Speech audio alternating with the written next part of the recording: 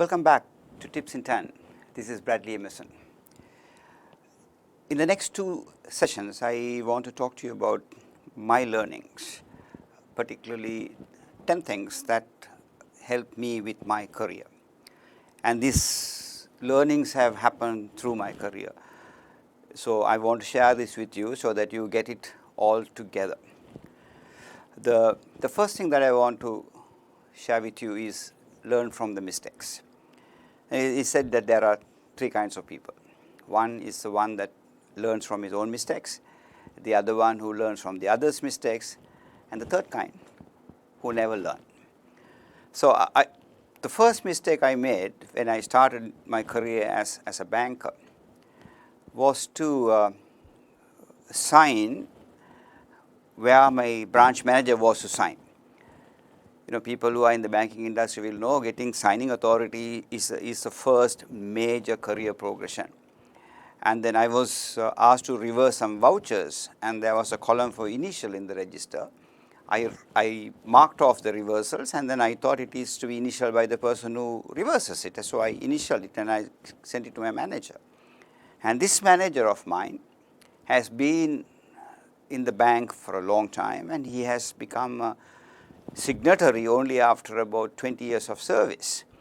And it was so important for him that he signs it, and I have signed. I have just probationer 1 week into the bank, and I have signed in his place, and that can imagine the kind of volcano it created.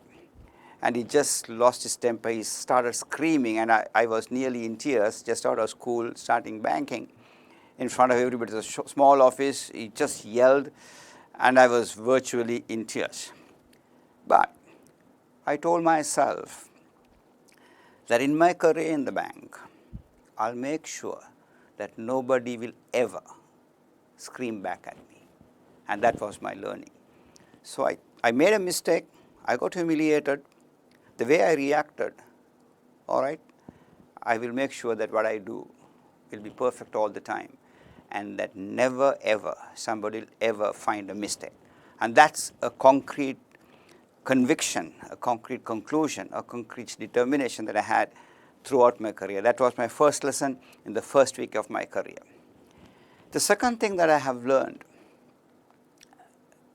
no blame, no excuses. See, we have situations that are sometimes beyond our control. We can't achieve things, and we always tend to blame somebody else. You know what? When you blame somebody else, you're giving yourself an excuse. So once you get into a mindset of no excuse, get into a mindset of I am somebody who will never give an excuse, then you find a way to do it. Then you'll start stopping to blame. Then you will get to be known as a man who delivers or a woman who delivers. End of the day, careers are built on attributes. Careers are built on your personal credibilities. So you have to start building it from day one. Learn from your mistakes and make sure those mistakes never get done again. The second important lesson I have learned is that no blame. The moment you have a culture of blaming on someone, you get used to finding an excuse. So when you find an excuse, you don't deliver. You don't deliver, you don't progress. So try to have a mindset of no excuses, no blame. When you stop blaming, then you won't give excuses. The third point that I want to share with you is prioritization. Now, I mean, this is written everywhere. There's a to-do list.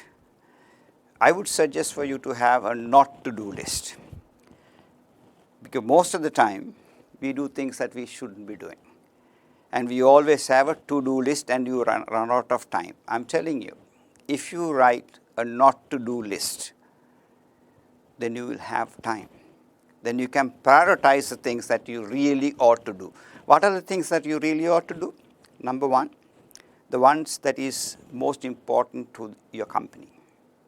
Number two, the one that is most important to yourself. So if you can identify these two, because at the end of the day, your work gets better only when you get better.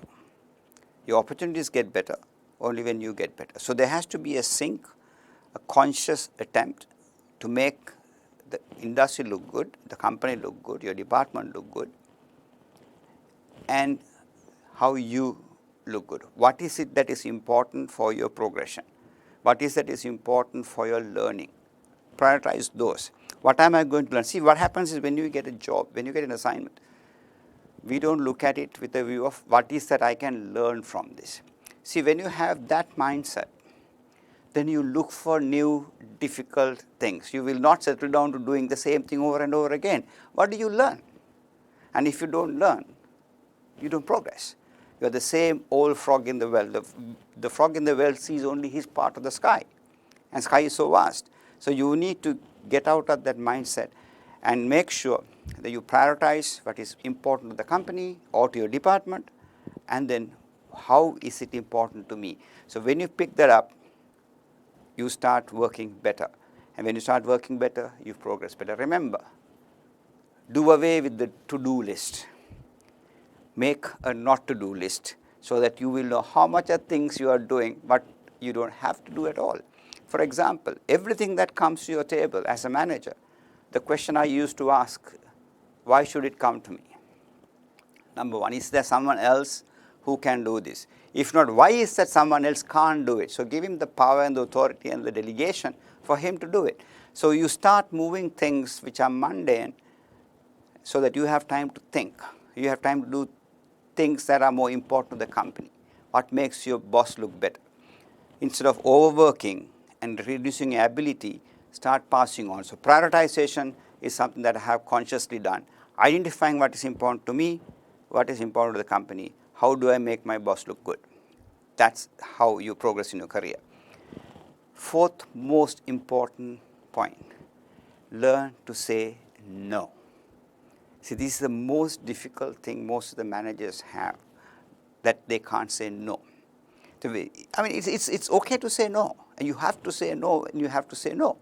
And as a result, you start getting in things that you should not be doing. You burden yourself. When you burden yourself, how can you run? How can you commit time and concentration to something that you need to be doing what makes you feel good, makes you look good? So learn to say no. No, this is, I'm not talking about passing the buck.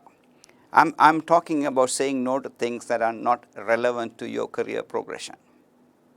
You don't have to take everything that comes your way. It's not about passing the buck. Buck stocks with you. But what I'm talking about here is learn to say no for unnecessary time spending activities, activities that will not add any value to your career, activities that will not make your department look good. Phone calls, make it too short. I may have been found rude in my calls. Internal calls, sometimes I'm very much to the point. Even sometimes when some people ask, how are you doing? I'm fine. What's your point? It's because these are internal calls. And again, my emails internally have been very straightforward. I mean, working for a British company, I have been told that I'm rude in internal communications because you don't say, how was your weekend and all that on a Monday morning.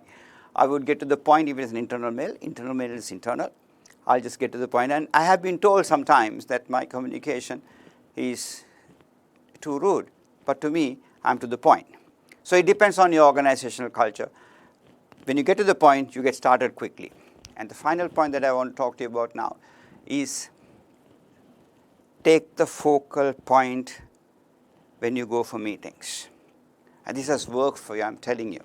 And also, when you go out for a gathering, make sure you stick around the smartest person in the audience, in the crowd.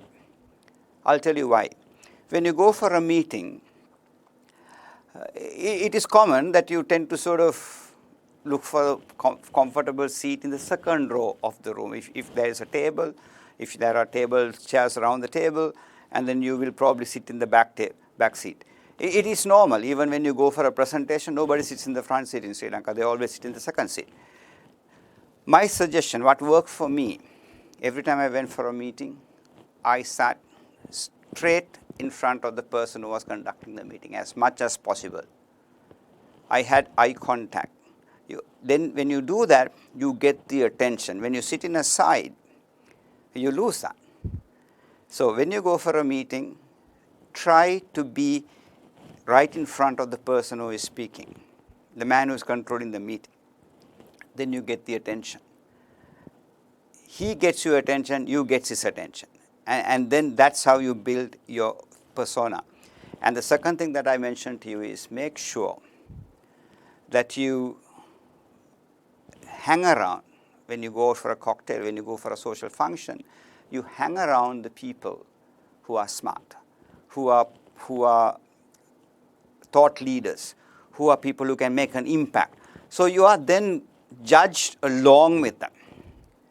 So this is how you make your network. Just hang around, listen to the conversation. You're bound to learn a lot when you hang around people who are smart. And then others who judges you in the same level. So that takes your persona up. So let me recap. The 5 things in this episode that I want to share with you that I have practiced in my career is: number 1, learn from your mistakes. And then take it as a motivation and tell yourself that you are never going to find a mistake from me. Not the same mistake, a mistake. Tell yourself that makes you perfect. Second, try not to blame, because when you blame, you're giving yourself an excuse. So you don't do that. Third, prioritize. What are the 2 things I told you? What is the most important thing for the company? What is the most important thing for you? If you're doing things that are not important to you, sooner or later you're going to lose interest. So don't do that. Always have the company priority and your priority aligned so that you progress well. Fourth one, learn to say no. No to matters that does not help the company or your department look good or you look good. And final point, get the attention. Get the attention, be the focal point so that people can see you, address you, and you get what you have to get. Your progress begins from getting noticed.